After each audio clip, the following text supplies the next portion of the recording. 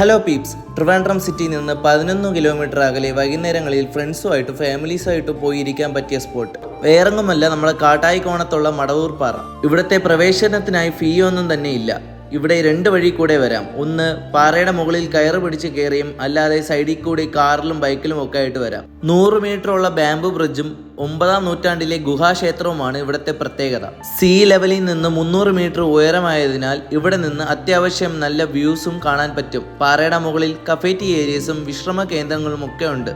മാത്രമല്ല children's play ഏരിയയും ഉണ്ട്.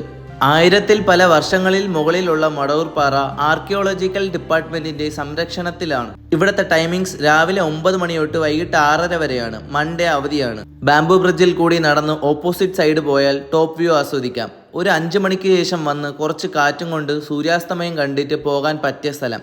സമയം കഴിഞ്ഞപ്പോൾ അവിടെ നിന്ന് ഇറങ്ങി വീട്ടിലോട്ട് വന്നു. അപ്പോൾ ശരി, നാളെ കാണാം. ബൈ.